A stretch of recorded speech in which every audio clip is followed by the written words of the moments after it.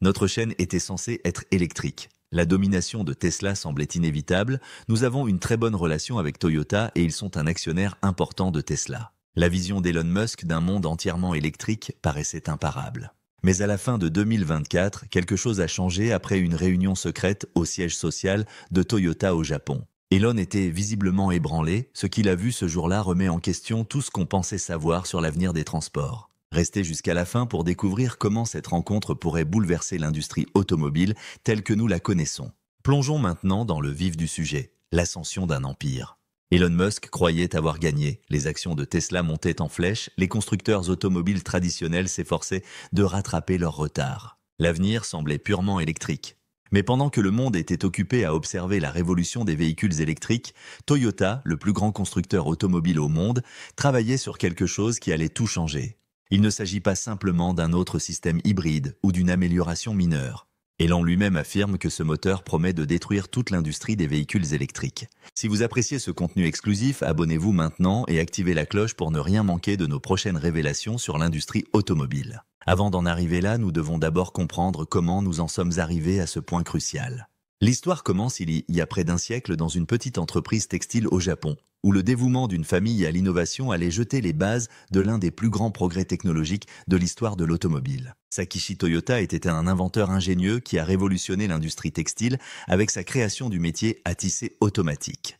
Cette invention a non seulement automatisé le processus de tissage, mais a également introduit le concept de jidoka ou automatisation avec une touche humaine. Ce système permettait aux machines de s'arrêter automatiquement lorsqu'un problème survient.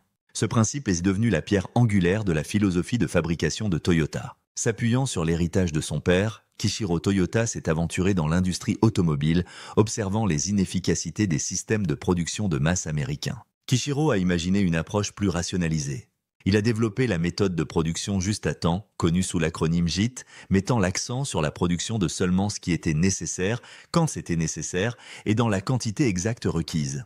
Cette stratégie a permis de minimiser les déchets et d'optimiser l'efficacité, jetant ainsi les bases de ce qui allait devenir le Toyota Production System, connu sous l'acronyme TPS. Le TPS repose sur deux piliers fondamentaux, le JIT et le JIDOKA. Alors que le JT se concentre sur la synchronisation des processus de production pour assurer un flux continu et réduire les déchets, le JIDOKA met l'accent sur le contrôle de la qualité en permettant aux travailleurs et aux machines de détecter et de résoudre les problèmes immédiatement. Cette double approche a non seulement amélioré la productivité, mais a également assuré que la qualité était ancrée à chaque étape du processus de fabrication. L'engagement de Toyota envers l'amélioration continue, connu sous le nom de Kaizen, l'a encore plus distingué de ses concurrents. Cette philosophie encourageait chaque employé, des ouvriers à la chaîne au cadre, à rechercher activement et à mettre en œuvre des améliorations dans leurs tâches quotidiennes. En favorisant une culture où les suggestions d'amélioration étaient valorisées et mises en pratique, Toyota a cultivé un environnement d'innovation perpétuelle. La capacité de l'entreprise à lire les tendances du marché est devenue évidente lors de la crise pétrolière de 1973. Alors que les prix du carburant montaient en flèche et que les consommateurs recherchaient dans des véhicules plus éco-énergétiques, Toyota était prêt avec des modèles comme la Corolla. Ces voitures offraient une économie de carburant exceptionnelle à une époque où de nombreux constructeurs américains étaient aux prises avec la baisse de la demande pour leurs véhicules moins efficaces et plus gros. La clairvoyance et l'agilité de Toyota au cours de cette période ont consolidé sa réputation de constructeur automobile réactif et avant-gardiste. Au début des années 2000, Toyota a encore une fois démontré ses prouesses d'innovation avec l'introduction de la Prius, le premier véhicule hybride produit en série au monde. En combinant un moteur à essence avec un moteur électrique, la Prius offrait une efficacité énergétique impressionnante et des émissions réduites, attirant ainsi les consommateurs soucieux de l'environnement. Cette initiative a non seulement établi une nouvelle norme en matière de technologie automobile, mais a également souligné le rôle de Toyota en tant que pionnier des solutions de mobilité durable. Grâce à son dévouement indéfectible à l'efficacité, à la qualité et à l'innovation, Toyota est passé d'un petit fabricant de métiers à tisser à une puissance automobile mondiale. Les principes établis par Sakichi et Kishiro Toyota continuent de guider l'entreprise, lui permettant de demeurer à l'avant-garde de l'industrie automobile. Mais cette histoire est bien plus complexe qu'elle n'en a l'air et elle nous amène à l'héritage de la combustion interne. Le moteur à combustion interne, connu sous l'acronyme ICE, est une pierre angulaire du progrès technologique depuis plus d'un siècle, propulsant les véhicules qui ont façonné la société moderne. Son évolution était marquée par des améliorations continues en termes d'efficacité, de puissance et de fiabilité. L'histoire du moteur à combustion interne a commencé à la fin du XVIIIe et au début du XIXe siècle. En 1781, John Barbe a développé une turbine à gaz. En 1794, Tom Hamid a breveté un moteur à gaz. La même année, Robert Street a construit un moteur qui a été le premier à utiliser du carburant liquide. Ces premiers efforts ont jeté les bases des développements futurs. En 1807, les ingénieurs français Renfort NPA et Sentil Nippé ont fait fonctionner un prototype de moteur à combustion interne, le Péole A4, qui a propulsé un bateau sur la rivière Seine en France. Il a été suivi par le moteur à combustion interne à hydrogène de l'ingénieur suisse François-Isaac de Raza, qu'il a installé sur un véhicule primitif, marquant ainsi l'un des premiers exemples d'une automobile à combustion interne. Une étape importante a été franchie en 1876 lorsque Nicolo Souto, en collaboration avec Gottlieb Daimler et Wilhelm Maybach, a développé le moteur à 4 temps à charge comprimée. Cette conception, connue sous le nom de cycle Souto, est devenue la base de la plupart des moteurs à combustion interne modernes.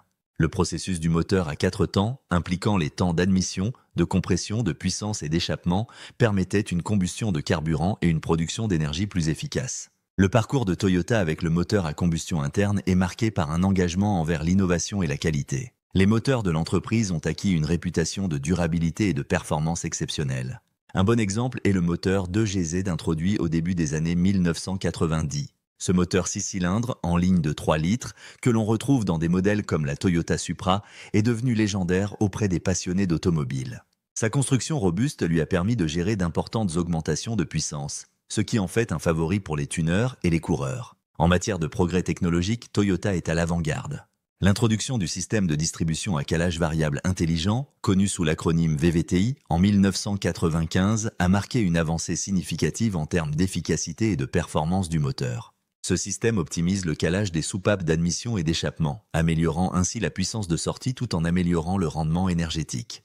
Sur cette base, Toyota a développé le WTI qui ajuste le calage des arbres à cams d'admission et d'échappement, améliorant encore les performances du moteur. En 2007, Toyota a introduit le système Valvematic, offrant un réglage continu de la levée et du calage des soupapes. Cette innovation a amélioré le rendement énergétique en contrôlant l'admission d'air et de carburant à l'aide d'une commande de soupape plutôt que d'un papillon des gaz conventionnels. Le résultat a été un moteur plus réactif avec des émissions réduites. À mesure que les préoccupations environnementales augmentaient, l'industrie automobile était confrontée à une pression croissante pour réduire les émissions et améliorer l'efficacité énergétique.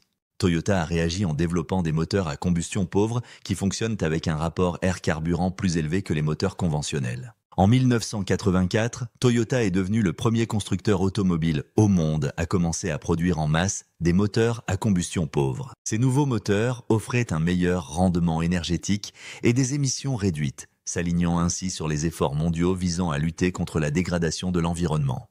En 1997, Toyota a révolutionné le monde de l'automobile avec l'introduction de la Prius, le premier véhicule hybride produit en série. Le système hybride Synergy Drive combine un moteur à essence avec un moteur électrique, permettant au véhicule de fonctionner avec l'une ou l'autre source d'énergie ou une combinaison des deux. Cette innovation a permis d'obtenir une efficacité énergétique exceptionnelle et des émissions réduites, établissant ainsi une nouvelle norme pour une conduite respectueuse de l'environnement. L'engagement de Toyota envers le perfectionnement du moteur à combustion interne n'a pas faibli. L'entreprise a développé de nouveaux moteurs à combustion plus compacts et plus efficaces, capables de fonctionner avec divers carburants, notamment l'essence, les carburants synthétiques, le biodiesel et l'hydrogène.